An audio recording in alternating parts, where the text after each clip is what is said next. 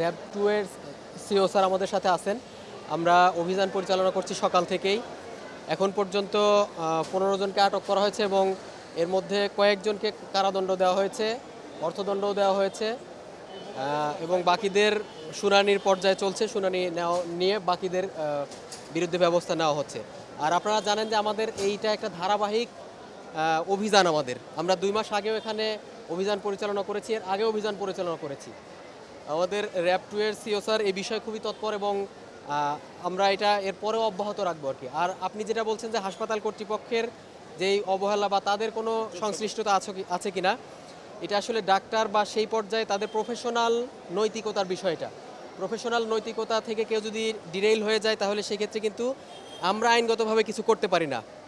এখন একজন ডাক্তার সে যদি তার নিজস্ব ক্লিনিক বা সেরকমভাবে তাদের রোগীদেরকে রেফার করে, সেখানে আমাদের কিন্তু আইনে সেখানে কিছু করণীয় নাই।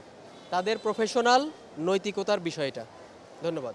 এই বিষয়ে আসলে হাসপাতাল কর্তৃপক্ষেরই অ্যাকশন নেওয়ার বিষয়। তারা যদি এই রিপ্রেজেন্টেটিভদেরকে অ্যাক্সেস দেন তাদের নিজেদের রুমে, সেই ক্ষেত্রে এখানে এক্সিকিউটিভ ম্যাজিস্ট্রেট হিসেবে আসলে কি করণীয় আছে বলে না, এখানে যদি সংশ্লিষ্ট এখানে যেমন ওই পরিচ্ছন্নতা কর্মী বা যারা এরকমও আমাদের কিন্তু আইনের আওতায় আজকে এসেছে, হ্যাঁ, এবং এখানে যদি কর্মরত থাকে তাদের বিরুদ্ধে আমাদের আইনগত ব্যবস্থা নেওয়া হবে যদি তারা এই দালাল আজকে যেভাবে দালাল ধরা হচ্ছে সেই দালালের যদি আইনের আওতায় আসে তাদেরকেও শাস্তি দেওয়া হচ্ছে।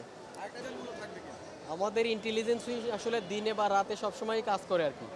আমাদের সক্ষমতা অনুযায়ী আমরা তাদের বিরুদ্ধে আইনগত ব্যবস্থা নিচ্ছি।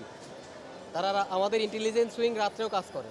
কারাদণ্ড দেওয়া হয়েছে এবং একজনকে অর্থদণ্ড দেওয়া হয়েছে। আপনারা জানেন যে এই যে পরিবহন সেক্টরে এরা অনেক সময় সিন্ডিকেট তৈরি করে আর কি, ভাড়া বাড়িয়ে দেয়।